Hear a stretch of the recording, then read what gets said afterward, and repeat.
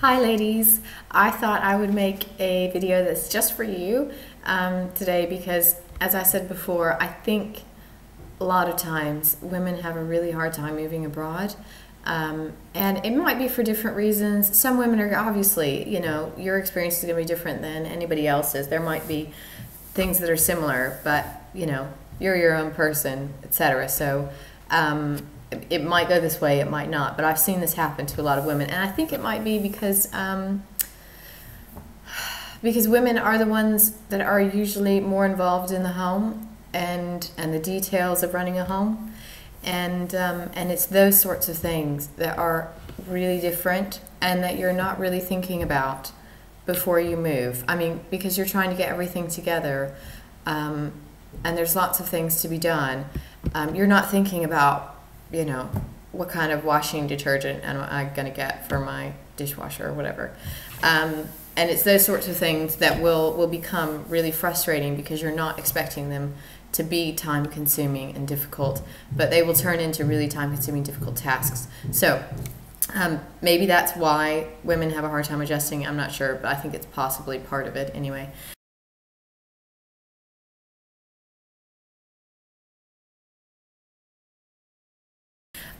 Okay, so my first point is to make your home your focus, and know that it is going to be not so easy to get done because, as I say, when you're moving abroad, you're thinking about everything that you have to get done. You're thinking about all the paperwork that you have to do, the traveling, and it's really exciting in the beginning, and it's great. And really, everything's all up in the air. You're like, oh, this is new, this is great, this is fun. But you're focusing completely on the bigger things. And then when the little things turn into really, really difficult things to master, it's really overwhelming. So try not to neglect your house, because you'll find that it takes a lot of time and energy just to get the easy things done. So don't just concentrate on the big things, concentrate on your house a lot, and know that it's going to be one of the bigger things to deal with when you come here. Not just all your passport stuff, not just if you're studying, not just getting all your schoolwork done, but adjusting to your house is going to be hard, or your apartment, which is probably what you're going to have because most people do live in apartments. Let me see. For example, you're not thinking before you move, what's my apartment going to be like? Usually, most people are kind of like a little bit, but they don't really have a fixed concept in their mind. So, for example, we have no dryer. I don't think I know anybody who has a dryer. Both in London and in Italy, people don't use them very much over here. You hang your clothes up outside if it's dry enough. If it's not, you hang them up inside and on your heaters. And that can take a really long time to get used to because you can't just do your laundry in 2 hours, 3 hours. You have to spend, if you want your laundry done, you have to do it a day or two in advance, depending on how wet the weather is. So it's one of those things, it's just like really frustrating in the beginning to get adjusted to that. You might not have a microwave. I've been in an apartment where there wasn't even an oven. I didn't even know that was possible. I didn't know these things existed, really. Like obviously, if I were going to the third world or something, I would have different expectations. But you think, oh, it's Europe. It's pretty much like America, but just different languages and cooler or something. But we've actually lived somewhere where there was no oven, which was it was a big problem for us. You also might have a smaller fridge, which changes a lot. And you might not have central heating and air systems. Some people in America don't have that, but I'm from the South where everybody has central heating and air. And that took a lot of getting used to too, because a lot of times people will shut the heaters on and off as you're at home, so your home will just be cold a lot. And I'm so not used to that. I'm used to the same temperature all the time. And I didn't have any choice when I first moved because I was a student in London and I moved into a dorm and they would just shut the heaters off every night when they wanted. And I just had constant colds because they would shut the heaters off and there was nothing I could do about it. Because I'm really bad with breathing in cold air. So, I mean, it was just, I was miserable. And it's, you know, it's such a stupid little thing, but it really, really makes a difference if you're going around with cold all the time because they're shutting the heaters off and you're not used to it. So, as I say, it's the little things that get to you.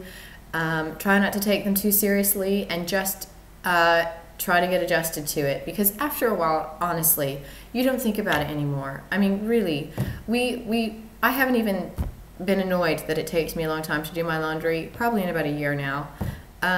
It's just, you know, you just get used to it, or you really appreciate the fact that, you know, it's different because you can see the good side of things.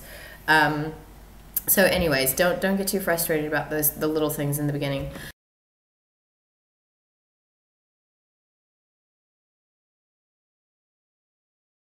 Another thing that's really difficult that is not going to be on your mind, most likely, is grocery shopping.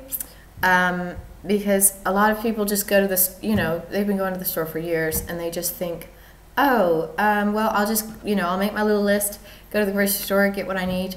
But when you're going to a grocery store where they don't have your brand names, it's really hard to find products because you know what your brand name looks like. You know the color of the box. You know it's in a box and not a bag. But when you change countries, products are not the same. It's hard to find brand name things, even in cities. There's loads of things that you just think, oh, but they're so popular, they'll be there. There's loads of things that don't export from America. I mean, you have to go to, you can find things in luxury shops or specialty shops, but, you know, there's something in you, I think, that will just revolt at the idea of paying, I don't know, like £6 or £7 for a box of Lucky Charms, especially with the exchange rate. So anyways, as I say, you can find items, but it's difficult. And it's usually not worth it. So you do have to adjust to grocery store shopping. Look, if you're asking for things, ask for the actual product name, like powdered sugar or sour cream. Don't ask for a brand, because a lot of times people won't know what you're talking about. And that can be really frustrating too when you're just, I've left so many grocery stores just in a complete because I can't, you know, I'm wandering everywhere looking for something like syrup. But, you know, as I say, unless you're in a specialty store or something, a lot of times you're not going to find things like syrup. There's loads of things that you might have a hard time finding, depending on where you're at. I, in Italy, have had a hard time finding things like baking powder, powdered sugar, you see syrup. Obviously, peanut butter can be a little bit hard to find. I mean, so there's loads of things that you just have to know. You know, I'm just going to go and see what I can find. If I can't find it, I'm not going to have a breakdown in the store. And it's really time consuming, so just prepare yourself for that. If you go to the grocery store, you could be there for a really long time. Because even if someone tells you where a product is, on what aisle it is or something, you could go to that aisle and look for 5 minutes at products and be like, what is this stuff? I don't know what it is, especially if it's in a different language. And you're not completely fluent. It can be really difficult. So just know that it's time consuming. Look for generic items, not brand names. And what else? Oh, also, when you, excuse me, even when you find things and you're like, oh, great, I found powdered sugar, it's a miracle, woohoo. That doesn't mean it's going to be the same. The consistency a lot of times is different. And so your cooking could not turn out quite right if you're trying to bake something. It might not be exactly what you're going for. But, you know, don't be really hard on yourself. I had so many breakdowns when I first moved to London over cooking. Because I felt like when I was in America, you know, I was okay. I'm not like a chef or anything, but I never had any problems cooking. I did loads of things, you know, whatever, just normal. You know, I was just normal. But when I moved to London, it was like suddenly I couldn't cook anything. Everything I did was a disaster. Anytime I tried to do something, it never worked out. And I'm not really sure why. I think a lot of it had to do with, I don't know if I was converting things, and I really don't suggest that. Just bring or buy a set of, you know, measuring cups or whatever. It will just save you the sanity of always having to convert. You're going to have to convert your the temperature on your oven anyway. But you know, when you're moving, things change. The elevation changes your cooking, whether to, you know, all sorts of things. Plus, your ingredients are different. So it's going to take a while. It's going to take a really long time, unless you're a great cook, in which case some people just really, quickly adjust. I was not that person. I had a really hard time, and it was really hard to, take on the fact that nothing I was doing was working. So, anyways, try not to get overwhelmed by the small things, and don't take it too seriously, because it's not that serious. If you're having problems cooking, just give it time, and just keep practicing, because you'll find out how to do it, but over time. Let's see what else. Also, you have to keep in mind that a lot of times, if you don't have a car, if you don't bring a car, when you're grocery shopping, the only thing you're going to get is what you can carry, because you're going to have to carry it back to your apartment. You're also, or your house, whatever. It's possible that you'll have a smaller fridge, so you're not going to be able to do, I can't really do monthly shopping, which is really annoying to me, because I could just about, between Doreen and me, we could carry it from the grocery store that's right outside our house to here, but I don't think we could. Our freezer's too small to fit it all in, so keep in mind that you're going to have to do grocery shopping more often than you would in America, because you can't just go fill up your car and then fill up your fridge and freezer, which is kind of nice if you enjoy shopping, and once you get into the routine of it.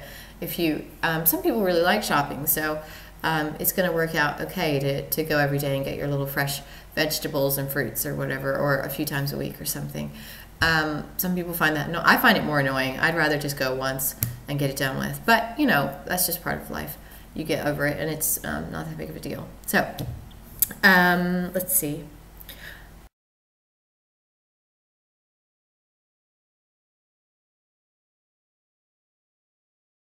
Number 3, enjoy the simple things in life. Remember, especially in the first year, remember why you wanted to come to wherever. I mean, if you wanted to go to Thailand or whatever, or Poland, or Norway or Germany or whatever, remember why you wanted to come here and what your idea was. Because well, obviously, anytime you travel, anytime you move, you always have this image of what it's going to be like, and anytime, of course, once you get there, the reality is always going to clash with that image, and you're almost going to forget what you thought of it beforehand.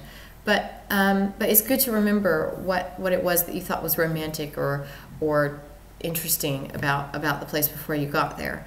I mean, if you like old buildings, great. If you like beautiful landscapes, fantastic. If you just like a different language and the feel of it, if you like the different food, if you like cafe culture, and going out and sitting for hours or whatever, and watching people walk, whatever. I think it's really important for women, even as individuals, if you're with a family and your husband, to just get out every once in a while, get out from the pressure of your home and things, and just go for a walk somewhere. If what you like doing is just walking around, the old part of your city or town, or going and sitting in a cafe and reading and drawing and whatever. Particularly because, I mean, the thing about moving abroad and moving anywhere is you don't know how long it's going to take you to find friends. And, it depends on the sort of person you are, but generally I think women need friends, or they know they need friends. I don't know if they need friends more, but I think they're more aware of their need for chatting a lot and just sitting around with other women. But if you move to a country where you don't speak the language very well, and basically aren't fluent, it's going to be really hard to find friends, and you might be facing a lot of isolation, even if you're with your family, because let's face it, sometimes you just need another girl to talk to in your house, not on the phone, not with, through Skype or something, because you can have loads of Skype conversations and such. But you might be really isolated in the beginning if you don't make a friend right off, and you might feel really alone. And I think you have to find things that you enjoy for yourself, and you have to almost be ready for that sort of isolation, because you don't know what it's going to be like. And if you get set in that sort of isolation, if you can't find a friend the first year, or if you're moving to a place where you don't speak the language perfectly, are you going to be willing to go through that? Are you going to be willing to not have a friend for a year, and to not have anybody to invite over to your house, or to anybody to go out to coffee with? And we find the problem is that there are people here, but they're not people that, there's not loads of people that we're cooking with. We really like Italians, and we get on with Italians really well, but, you know, our Italian is so, you know, our Italian is about intermediate, and, you know, fluent people, it's really hard to be patient with somebody who's intermediate in your language, because it's, you know, it's not like you can have really in-depth conversations. So, and it's really, it's frustrating to be that person as well, that everybody has to be patient with, and that nobody can talk to, really. So, I mean, there's lots of things to consider. There's lots of things to think about. And it's not all hard. There are so many wonderful things about it. And if you are the sort of person that likes to walk around old cities, I mean, this is a great place to do it. If you are the sort of person who likes to go sit in a cafe and read and write and draw or whatever, it's great for that. It's wonderful because the pace is slower. People are more likely to just stop and start talking with you.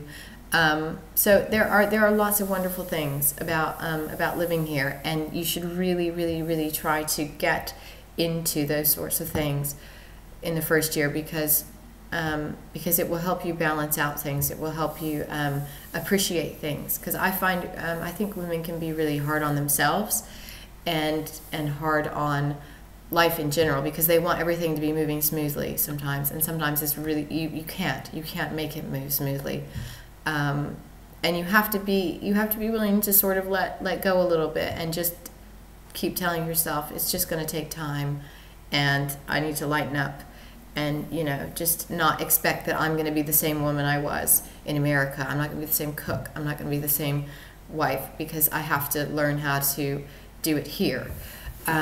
So, you know, don't put too much pressure on yourself, and don't expect too much right off. If you're the sort of person who jumps in and just expects everything to be working the way that you want it to, especially in your home. So, all right, that's it for the ladies for now. If I think of more later, I will definitely add to it. Hope it's helpful. Bye.